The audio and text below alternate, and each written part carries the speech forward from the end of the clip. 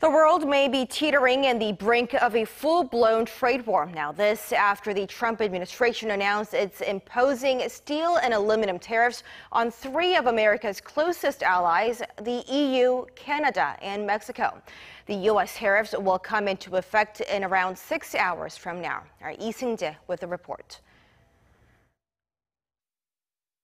A full-scale trade war could be on the horizon.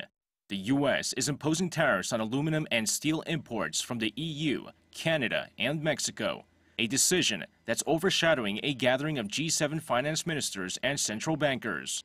The decision ends months of uncertainty about possible exemptions and is sending a chill through financial markets around the world.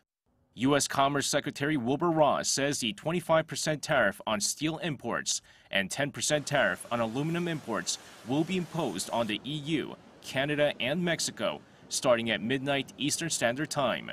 Responding to the move, the EU said it would retaliate by targeting $3.3 billion worth of American imports like Harley-Davidson motorcycles, Levi's jeans, and bourbon, and will also start a case against the U.S. at the World Trade Organization. Canada said it would impose tariffs on as much as $12.8 billion of U.S. steel, aluminum, and other products starting July 1st.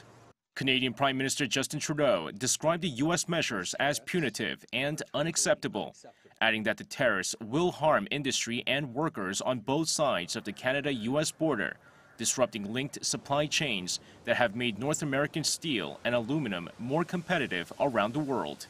The Mexican government also said the U.S. action was not justified. It has vowed retaliation, threatened to impose duties on everything from U.S. flat steel to cheese. Despite the retaliatory warnings, the U.S. Commerce Secretary says Washington is not concerned. Well, even if the EU does retaliate, and even if some others do, it still will remain unlikely to be as much as 1% on our economy.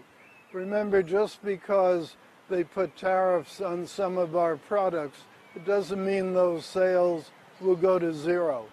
And in the case of agriculture, they may very well find other markets that are just as good.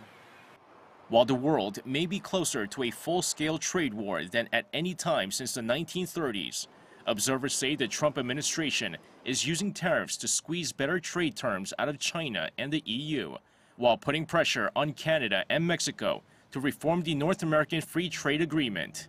Lee Seung-jae, Arirang News.